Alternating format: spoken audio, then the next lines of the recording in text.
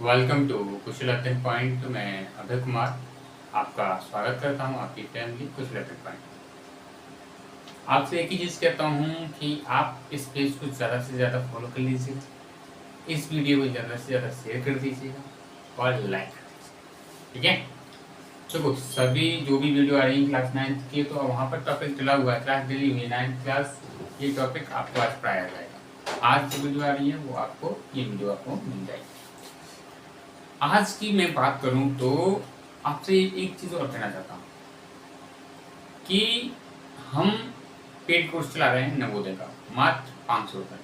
अगर आप इंटरेस्टेड हैं तो आप हमें अभय कुमार सर पे मैसेज कर सकते हैं या आपको एक नंबर प्रोवाइड कर रहे हैं 7037648371।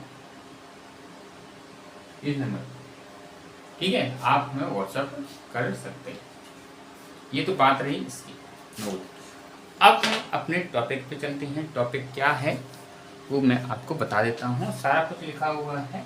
वेलकम टू कुशल अध्ययन पॉइंट 2023-2024 क्लास 9 चैप्टर 1 पदार्थों की अवस्था। पदार्थ कितने प्रकार के होते हैं बेटा? वो आप सभी जानते हैं। पदार्थ 3 प्रकार के होते हैं। क्या होते हैं बेटा? कितने प्रकार के? 3 प्रकार के। और कौन कौन से होते हैं? वो होते हैं बेटा हमारे ठोस, द्रव, गैस। तो ठोस, द्रव, गैस कौन से होते हैं बेटा? कि ठोस, द्रव, गैस की अगर हम बात करते हैं तो ठोस, द्रव, गैस, ठोस में क्या है? जैसे कुर्सी, मेज, ये ठोस में आ गई। या इसमें लिक्विड, लिक्विड का मतलब क्या है? पानी, पेट्रोल। गैस मतलब CO2, हवा, ऑक्सीजन, ये क्या गैस है। अब ठोस की अवस्था की विशेषताओं के बारे में जानने का प्रयास करेंगे इस वीडियो के माध्यम से। ठीक है, अब देखो यहां दे रखा है आकृति। ठोसों की आकृति की बात कर रहे हैं। तो ठोसों में अणुओं की स्थिति निश्चित होती है। क्या होती है? निश्चित होती है। इसमें देखें आप, इसमें देखें सभी अणु समान बने हुए हैं। तो आप कह सकते हैं कि इनमें अणुओं की जो स्थिति होती है वो कैसी होती है? निश्चित होती है। अणुओं में एक दूसरों के अत्यंत निकट होते हैं। अणु होते हैं, ठीक है, वो क्या होते हैं? एक दूसरे के अत्यधिक निकट होते हैं। इस चित्र के माध्यम से मैंने आपको समझाने का थोड़ा प्रयास किया है। ठीक है, अब देखो इसमें होने के कारण अंतराणु आकर्षक बल अत्यधिक प्रबल होता है। आकर्षक बल की बात कर रहे हैं। इनमें जो आकर्षक बल है, एक अणु है, वो आपस में आकर्षित हैं। देखो यहाँ पे देखो एक दूसरे से जुड़े हुए हैं, यहाँ पर एक दूसरे से चिपके हुए। आकर्षक का मतलब फलस्वरूप अणु एक सीमित स्थान पर कंपन करते हैं। ये नहीं विचलित नहीं होते हैं, एक ही स्थान पर करते हैं। एक निश्चित स्थान होता है, वहीं पर क्या करते हैं? कंपन करते हैं, जिससे इनकी आकृति क्या होती है बेटा? निश्चित होती है। इनकी आकृति कैसी होती है बेटा? निश्चित होती है। तो आपको यहाँ पे आकृति वाला पोर्शन, ठोस की विशेषता वाला, ये आपको समझ में आया होगा। अब देखो यहाँ पे बात कर रहे हैं आयतन, या हम वॉल्यूम की बात कर रहे हैं।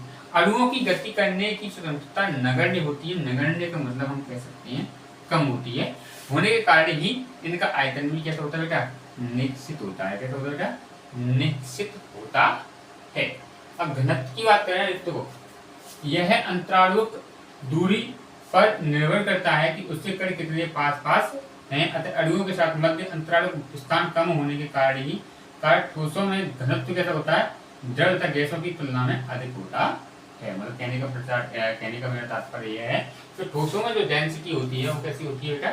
द्रव तथा गैसों की तुलना से अधिक होती है, या गैस और ठोसों से अधिक होती है। अब देखो संपीड़ित कंप्रेसिबिलिटी, दाब बढ़ाकर आयतन कम करने को संपीड़ितता कहते हैं। दाब बढ़ा देते हैं, प्रेशर बढ़ा देते हैं, और उसमें जो जगह घिरा हुआ है तो उसको अगर कम कर दे तो उसे बोलते हैं बेटा संपीड़ितता। और संपीड़ितता यह है पदार्थ के कणों के बीच का अंतराणु बल होता है, रिक्त स्थान होता है, उस पर निर्भर करता है। ठीक है, उस पर निर्भर करता है। ठोसों में अंतराणु स्थान पहले से ही कम होता है।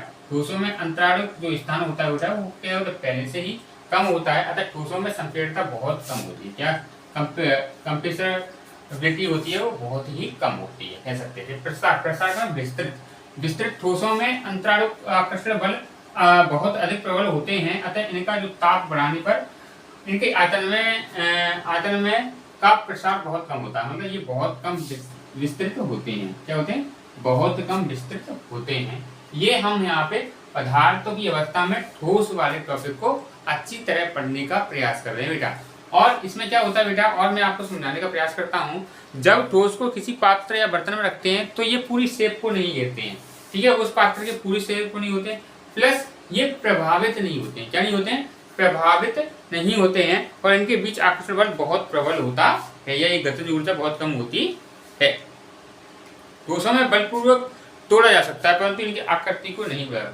जो ठोस होते हैं बलपूर्वक तोड़ा जा सकता है, पर इनकी आकृति में कोई चेंज नहीं आ सकता, ये बिखर नहीं सकते। तो हम कह सकते हैं कि ये वाला जो क्वेश्चन आप देख रहे हैं ये बहुत ही अच्छी तरीके से आपको समझ में आया होगा, ठीक है। अब मैं आपसे एक चीज और कहना चाहता हूँ, तो वीडियो कैसा लगा जरूर आप हमें इस कमेंट के माध्यम से, या आप हमें ऐसे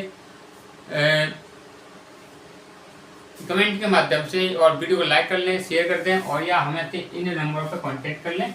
व्हाट्सएप से हम आपको अपने पर्सनल ग्रुप में जोड़ देंगे 37 ठीक है बेटा। तो वीडियो देखने के लिए बहुत ही धन्यवाद आपका। आप बहुत अच्छा कर रहे हैं हमारे साथ, और हम देख रहे हैं आप हमारी वीडियो को लाइक कर रहे हैं, शेयर कर रहे हैं, हमें अच्छा लग रहा है। और हम आपको इसी तरह वीडियो प्रोवाइड कर रहे हैं, और आप हमें इसी तरह प्यार दिखाते रहिएगा, बनाते रहिएगा। थैंक यू वेरी मच सभी को।